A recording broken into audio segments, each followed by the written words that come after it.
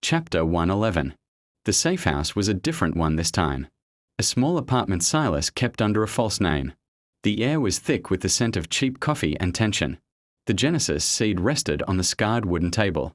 Its gentle pulse a counterpoint to their frayed nerves. Dorian examined it with reverent hands. Flawless. The energy is pristine.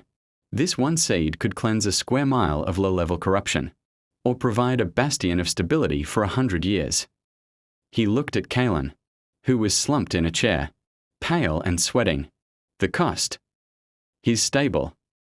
Silas reported. Core integrity dropped to 30%. Pushed himself too hard. Too soon. A small price for this. Dorian murmured, sealing the seed in a lead-lined case. But the larger price is yet to be paid. The Curator is not an enemy you make lightly. He is a patient entity. He will wait for the perfect moment to acquire what he wants. What do we do with it? Jax asked, gesturing to the case. Do we just plant it somewhere? Not yet. Dorian said. Its power is a beacon. Using it will draw attention. We need the right location. A place that is both a critical wound in the veil and defensible. He tapped his chin. The Ironheart foundries are cleansed. But the land is dead. There are other sites. But they are all contested. Lyra, who had been silently cleaning her rifle by the window, spoke without looking up. The association is scrambling. The sudden, complete stabilization of the downtown sector has them spooked. They're calling it a miracle. But they're hunting for the cause. Valeriana's agents are everywhere. The victory felt hollow. They were caught between a patient collector and a paranoid government, holding a key they dared not use. Kaelen finally spoke, his voice raspy. Then we let them look elsewhere. We create a distraction. All eyes turned to him. Chapter 112. Kaelen's idea was simple and dangerous. The public and the association needed a narrative. They would give them one. The Crimson Howl. Kaelen said, Goran owes us.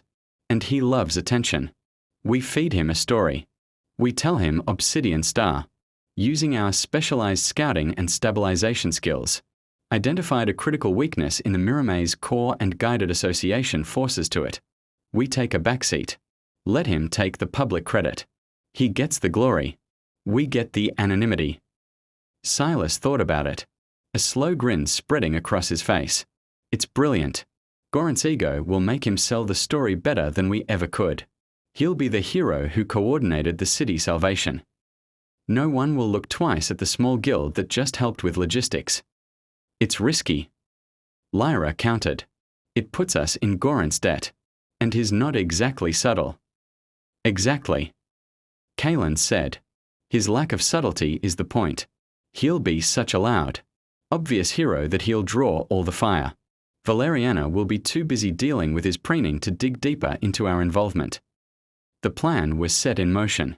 A discreet meeting with a thrilled and surprisingly compliant Goran was arranged. The story was spun. Within days, the news channels were filled with the heroic stand of the Crimson Howl. With a minor, grateful mention of the brave scouts of Obsidian Star.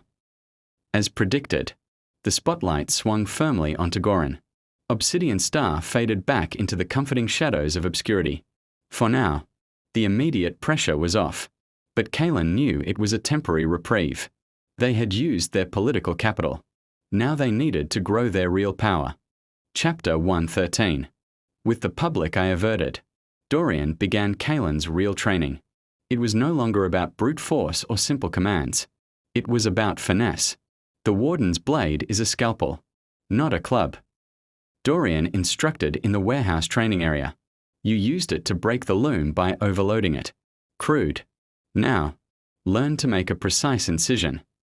He had set up a complex mana construct, a shimmering, multi-layered shield representing a phantom's defenses. Cut the third harmonic resonance layer. Only that one. Leave the rest intact. Kaelen focused. With his reflective insight, he could see the different layers of energy, interwoven like cloth. He manifested the blade and made a minute. Precise cut. The designated layer fizzled out. The rest of the shield held strong. Good. Dorian grunted. Now, your domain. You use it like a blanket. Wasteful. Shape it. Make a wall. A wedge. A key. Kaelen struggled with this. Asserting a sphere of reality was instinctual. Shaping it was like trying to mold water with his bare hands. He spent hours concentrating, the air flickering as he formed unstable planes and barriers of grey stone. Meanwhile, his core continued to regenerate. 40%. 50%. The familiar power flooded back into his limbs. A welcome relief. His risen cores, stored in the Ashen Bracer, began to stir, their connections re-establishing. He could feel them again, a silent choir waiting for his command. He was healing, growing stronger, more precise. But the memory of his weakness, the silence of the core, was a lesson burned into his soul. He would not be so reliant on its raw power again. Chapter 114. The distraction held for 2 weeks. Then, a new problem emerged, one that their political maneuvering couldn't solve. It started with rumors on the Hunternets, unexplained phenomena in the city's fringe districts, people reporting lost time, brief disorienting visions, objects subtly out of place, no phantoms, no mana spikes, just a pervasive, low-level wrongness. Then the first victim was found, a D-rank hunter, discovered wandering in a daze. He was physically unharmed, but his short-term memory was gone. He couldn't remember the last 24 hours. The only clue was a single, repeated phrase he mumbled. The picture was wrong. The association was baffled. It didn't fit any known phantom or eclipse profile. Dorian, however, grew very still when Silas reported it. A glitch, he said, his face grim. I had hoped I was wrong. A what? Jax asked. The system is a complex program running on the framework of reality. Dorian explained. The anomaly is a virus.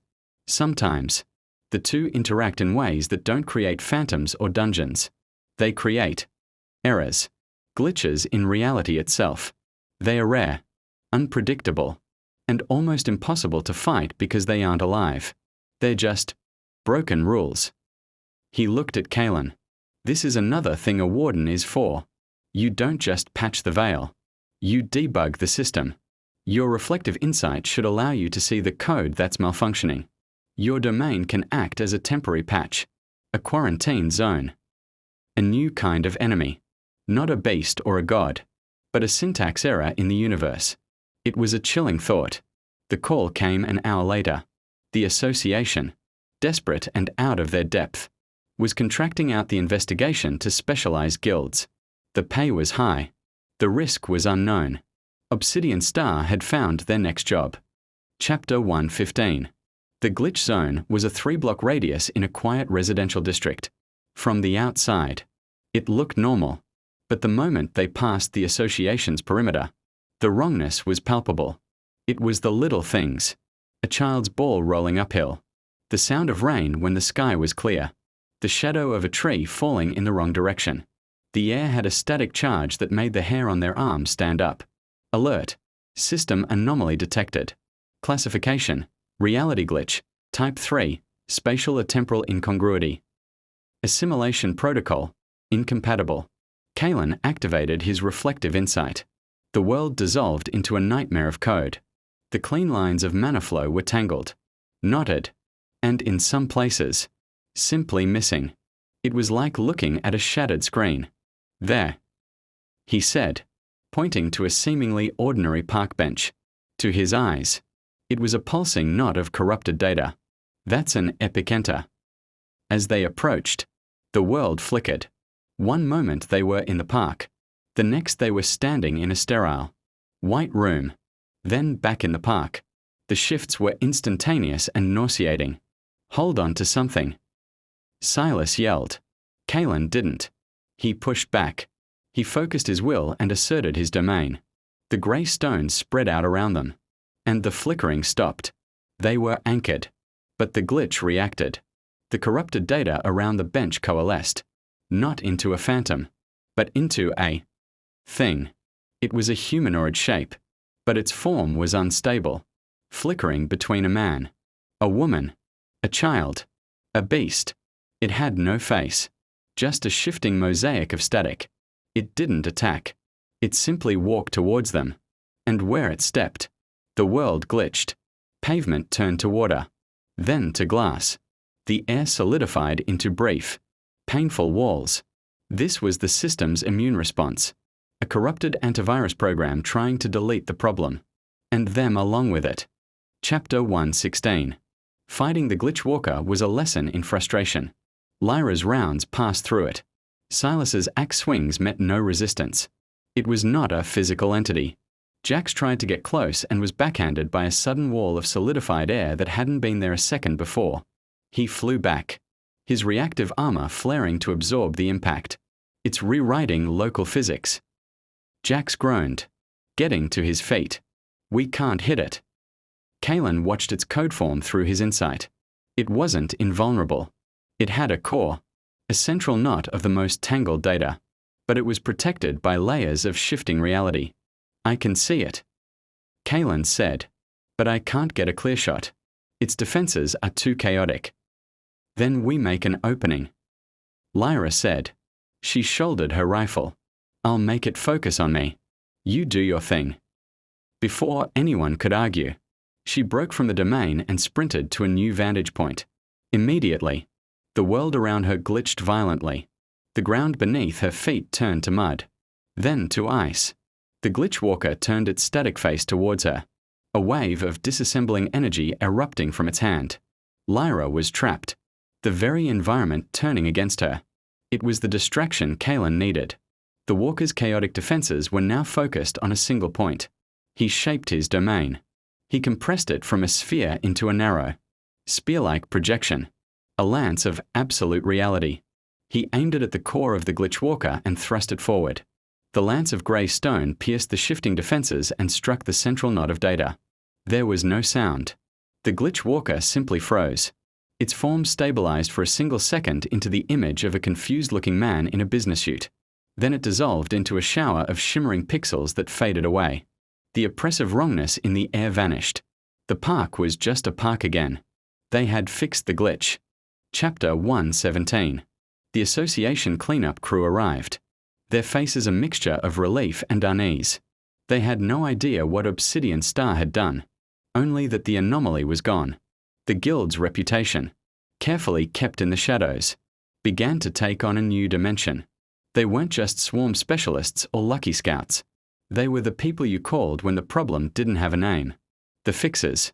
This brought a new kind of attention, not from Valeriana, but from the other small to mid-tier guilds.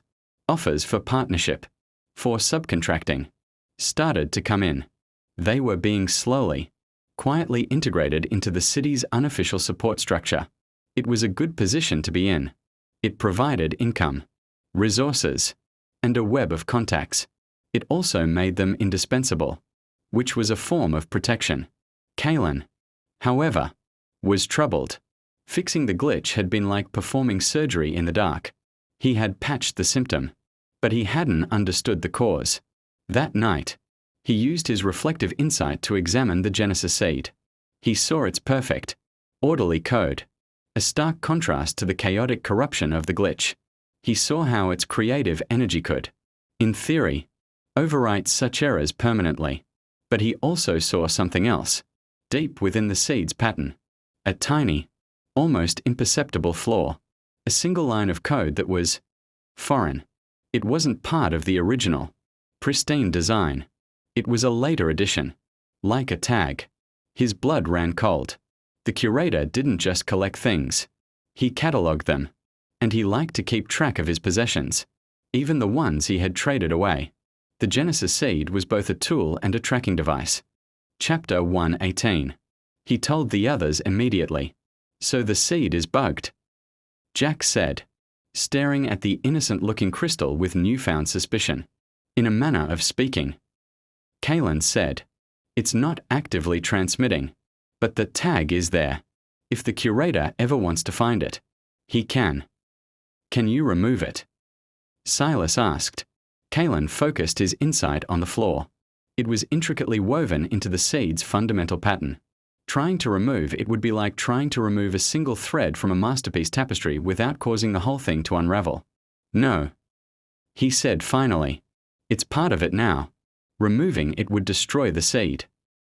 Then we have a choice. Lyra stated. We don't use it. And it's a worthless, dangerous paperweight. Or we use it, knowing it might lead the Curator right to our doorstep. It's worse than that. Dorian said, having been summoned for an emergency council. If you use the seed to fortify a location, you're not just leading him to a place. You're leading him to your most valuable asset, your future bastion. He would own the foundation of your power. They were stuck. They had risked everything for a tool they couldn't safely use. Unless, Kaelen said, a dangerous idea forming. We use the tag to our advantage. Chapter 119. Kaelen's new plan was a gamble. A feint within a feint. We can't remove the tag. He explained. But we can misdirect it. We plant the seed. But not where we intend to build our bastion. We plant it as bait. He brought up a map of the city's outskirts, pointing to a designated containment zone for low level, stable eclipses. Here, the Sundering Canyons. It's a known, mildly corrupted area. We use the seed there. The Curator will detect its activation and assume that's the location we are fortifying. And what do we get out of it? Silas asked. 2 things. Kaelen said. First, we cleanse a minor eclipse, which is a net positive for the Veil. Second, and more importantly, we watch. We see how the Curator reacts. Does he send agents? Does he come himself? We learn his methods. We turn his tracking device into a source of intelligence on Ashen Star. It's a hell of a risk. Lyra said, we are poking a bear with a very sharp stick. It's a controlled risk. Kaelen countered. We choose the battlefield. We set the observers. We learn about our enemy while giving him a hollow victory. And we preserve the true value of the seed for a future, untraceable use. It was a spy game, played with reality-altering artifacts. The stakes couldn't be higher.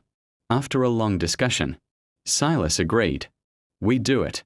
But we do it smart. Maximum surveillance. No direct engagement. We are ghosts watching a trap we set. The decision was made. They would use the Genesis seed, not as a tool of creation, but as a pawn in a deeper game. Chapter 120. The operation in the Sundering Canyons was conducted with surgical precision, under the guise of a standard low-risk stabilization contract. Obsidian Star entered the canyon system. The corruption here was minor. A faint, sickly tinge to the mana. A sense of lingering exhaustion. Kaelen found the optimal location. A nexus of the faint corruption flows. With Dorian's guidance, he planted the Genesis seed, embedding it in the bedrock at the canyon's heart. He channeled a spark of his own power into it, activating it. The effect was immediate and beautiful. The green light of the seed blossomed, spreading through the rock like veins of emerald. The sickly tinge in the air was washed away, replaced by a fresh, vibrant energy. The very stones seemed to sigh in relief. In hours, the canyon would be a garden. The veil in this small place was now stronger than it had been in decades. They withdrew immediately, leaving behind a network of hidden sensors and observation posts manned remotely by Dorian. Now, they waited. They had thrown a stone into the pond. All that was left was to see what ripples it caused, and what predator it might attract. Kaelen looked back at the now healing canyon. It was a small victory, a tiny patch on a vast, wounded sky. But it was a start. And for the first time, they were not just reacting to threats. They were setting traps for gods. The Ashen Crow was learning to think like a sovereign.